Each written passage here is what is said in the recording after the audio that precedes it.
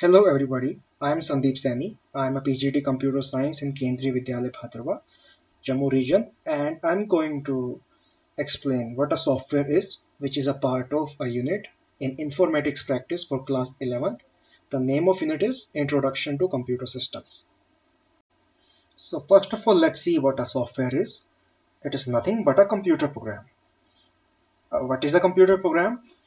It is a file in which you give a list of instructions to the computer which are executed one by one.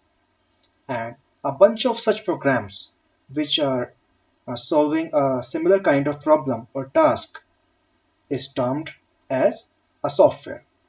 So it can be defined as either a computer program or a set of programs which are used for different purposes. All the programs used in computer to perform specific tasks is called as a software. Now, before going into the details of different types of softwares, let us go through this chart. It is explaining how a user interacts with the hardware. As you can see here, user is at the outside of this chart. Now, user first interacts with the application software. Application software consists of different type of software such as spreadsheets, word processors, database, internet browsers, or computer games. Now, these application softwares sends the command or forwards the commands that was issued by the user to the system software. Now, system software consists of operating system or different utilities. System software then sends the command to the hardware. Now, hardware processes the command and returns the output to the system software first, and it is again forwarded to the application software, and in the end, the user sees the output. So, as it is clear that user cannot interact directly with the hardware, user has to first interact with the application software, then system software, and then hardware. Next, we have generic purpose software. So, general purpose software or generic purpose application software is a type of application software that can be used for a variety of tasks. That is, it is not limited to only one particular function. For example, in MS Office, you have a word processor using which you can either create a book or novel, or either you can make a restaurant menu or even make a poster. So as you can see, using one simple software, you can do a variety of tasks. Such softwares are known as generic purpose softwares. On the other hand, the specific purpose softwares, as the name suggests, are the softwares which are ideally used for some specific purpose only. That is, they cannot be used for a number of tasks. For example, a camera application in your phone. It will only allow you to either take and share pictures only. Another example is a chess game. It would only allow you to play chess game. So those application softwares which can be used only in one way or which are helpful in doing only one particular type of task. Such type of application softwares are known as specific purpose software. Next, there is system software. A system software is a collection of programs that are designed to operate, control, and extend the processing capabilities of the computer itself. Now, these software products comprises of programs which are written in low-level languages. By low-level languages, I mean binary language, which interact with the hardware. That is, it is interacting with the RAM, processor, or the hardware resources at a very basic level. Now, system software serves as the interface between the hardware and the end user. As explained in the last slide, you know that user is not interacting directly with the hardware. It is interacting through various interfaces. So, system software is one of the interface between hardware and the end user. Some of the examples of system software are operating system, compilers, interpreters, assemblers, etc. First of all, let us discuss what an operating system is. It is the most important program that runs on a computer. It is always running in a computer whenever you are starting a computer machine. It is an interface between a computer and user. It is responsible for the management and coordination of activities and the sharing of resources of the computer. By this point, I mean that it is the sole manager of your computer resources or computer hardware. It is managing them and coordinating them. By coordination, I mean that at any moment there might be number of processes running in a computer. So the operating system is the manager who decides which process gets which hardware component, because at any point of time only one process can access a hardware. So it is managing that and also coordinating the activities. And the sharing of resources is also taken care by the operating system. For example, there are a number of operating systems available on the internet. The most popular one is Windows. There have been a number of versions of Windows in the market.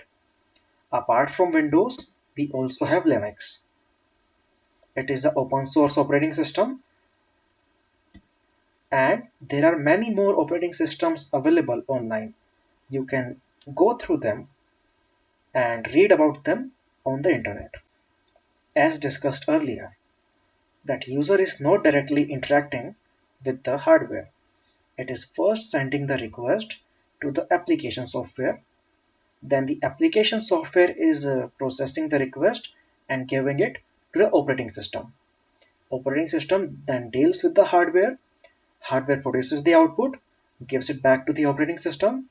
Operating system then forwards that output to the application software, which is ultimately showed to the user.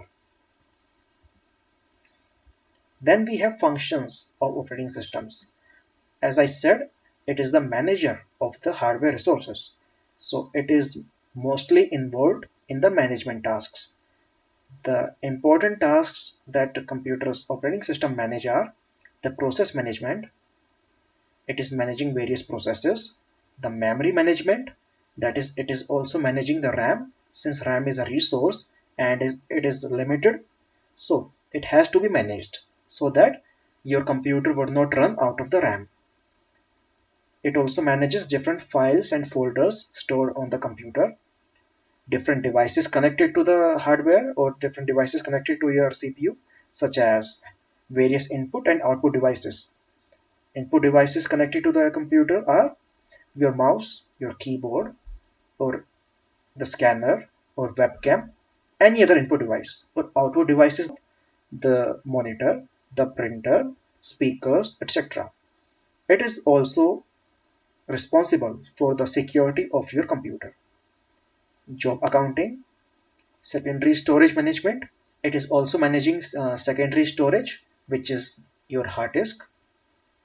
The networking, since your computer is connected to the internet, it is also managing that part of the hardware. And the coordination between other software and users. Then based on different response time and how data is entered in the system, there are different types of operating systems available. First of all, there is single user operating system, multi-user, multitasking, multi-processing, embedded, and real-time operating system. And we are going to discuss them one by one. First of all, let us discuss a single user operating system. As the name suggests, this type of operating system is designed to manage the computer so that one user can effectively do one thing at a time. That is, a single user can only work with one process or one software at a time. Example of a single user OS are DOS or Disk Operating System, Windows 98, etc. The multi-user operating system, in this type of OS, it allows multiple users that are on different computers to access a single system's OS resources simultaneously. That is, different users that might be present on different networks, they may access your computer's hardware at the same time. Now, example of such type of OS are Windows 10 and Linux. Please note that The Windows uh, that came prior to the Windows XP did not support multiple user OS. Only operating systems by Microsoft Windows that came after Windows XP supported multi-user OS. Then there is multitasking OS. Now, multitasking is an operating system that allows a user to perform more than one computer task, such as multiple operations of an application program. That is, you may play music and work on Microsoft Word at the same time. The operating system is able to keep track of where you are in this task and go from one to another without losing information. For example, Windows 7, 8, 10, etc. Now, in multitasking OS, different type of processes are accessing a single processor at the same time. You have one processor which is being used parallelly by a number of processes, and even though number of processes are accessing the processor, your OS is able to remember what you are doing on these different kind of softwares. Then there is multiprocessing OS. It is a little bit different from multitasking OS. Basically, it is the same. In the multiprocessing OS, multiple concurrent processes. Concurrent means that they are running at the same time in a system are being executed in the computer. In multitasking, number of processes are accessing a single processor. In multiprocessing OS, number of processes are accessing multiple processors at the same time. Or we may say this is the advanced technique of multitasking OS. In multitasking, you have single processor which is being used by number of processes. In multiprocessing OS, you have multiple processors being used by multiple processes being run at the same time. And those processes which are being run at the same time are called concurrent processes. In the end, we have embedded OS. It is an embedded systems operating system which are specially designed so that essentially contains softwares and hardwares for performing specific tasks, mobile phones, laptops, cameras, washing machine, etc. It means that when you are embedding or you are integrating the operating system into a hardware device, it becomes an embedded OS, and those devices are performing specific tasks only. That is, it performs a single task, such as washing clothes, dispatching money, straightening your hair, etc. Operating systems in such devices are called embedded OS. And in the end, we have real-time OS.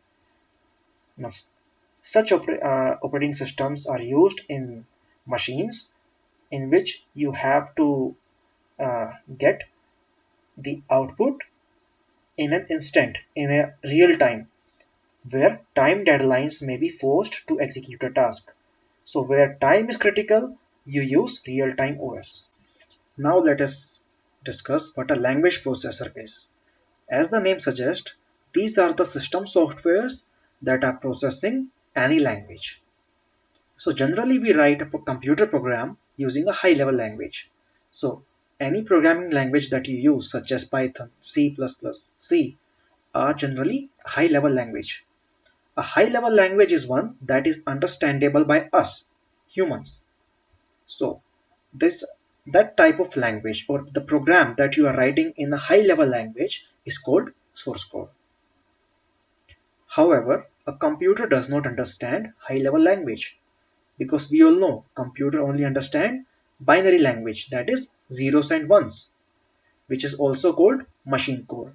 So as you can see, there is a huge gap between the high-level language and the binary language or the machine language. So this gap is bridged or reduced by language processors. So to convert source code into machine code, we use either a compiler or an interpreter. Both of them are language processors. It processes a high level language and convert them into a low level language. What is a low-level language? It is binary language. The true machine language is binary language, which is in form of zeros and ones. Both compilers and interpreters are used to convert a program written in high-level language into machine code. Now, machine code is understood by computers and can be executed efficiently when a code is converted into zeros and ones. There are differences between how an interpreter and compiler works. So ultimately, what both of these language processors are doing, they are just converting a high level language or a source code into low level language or machine code. Now let us see what these differences are. Now, interpreter translates program one statement at a time. As we know, when you write a program, you give number of statements or instructions to the computer. Now, one instruction is taken care of one at a time. Interpreter is going to take one instruction and then convert it into the machine code. Whereas compiler scans the entire program and translate it as a whole into machine code. Interpreter takes less amount of time to analyze the source code, but the overall execution time is slower. Whereas the compiler takes large amount of time to analyze the source code, but the overall execution time is comparatively faster. In interpreter, there is no intermediate object code is generated, hence it is memory efficient. That is, it is taking the instruction and directly converting it into the machine language. Whereas compiler generates intermediate object code which further requires linking, hence requires more memory. So it is taking more memory. Interpreter is taking less memory. So interpreter is memory efficient. Interpreter continues translating the program until the first error is met, in which case it stops. Hence, debugging is easy. So let us say you have 10 lines of code in your program and interpreter starts running them one by one. So if there is some error at line number 5, it is going to stop at line number 5 and give you an error. So you can easily debug. Now debug is you can easily remove that error. Whereas the compiler generates the error message only after scanning the whole program. Hence, debugging is comparatively harder. What this means is that it is scanning the entire program and then it gives you a list of errors. Now, you can remove those errors one by one, which makes it a little bit hard. Now, programming language such as Python, Ruby use interpreters. Programming language such as C, C++ use compilers. So mostly we are going to deal with Python, and so we are going to use an interpreter. Next is application software. Now application softwares are the products which are designed to satisfy a particular need of a particular environment. So these softwares may be designed to satisfy the needs of a particular environment or a particular company or an institute. All software prepared in the computer lab may come under the category of application software, and the examples of application softwares are payroll software. So you may create an application software for some company that deals with the payroll or the salary of the employees. You may create a software for student record management, which also comes under the application software, inventory management, income tax software, railway reservation, even Microsoft Office suite software and Microsoft Word, Excel, etc. also comes under application software because they are solving particular need of the user. And in the end, we have utility software. Now, utility software is designed to aid in analyzing, optimizing, configuring, and maintaining a computer system. So, these type of softwares are ultimately used to maintain the computer system. It supports the computer infrastructure. This software focuses on how an operating system functions, and then accordingly it decides its trajectory to smoothen the functioning of the system software. Now examples may include antiviruses, disk cleanup management tools, compression tools, defragmenters, etc. Defragmenters are the softwares which removes the fragmentation from the hard disk. Some examples of utility tools are Key7 antivirus, WinRAR, WinZip, CCleaner, etc. So this marks the end of this presentation. If you have any doubts, you may comment down the video. Thank you.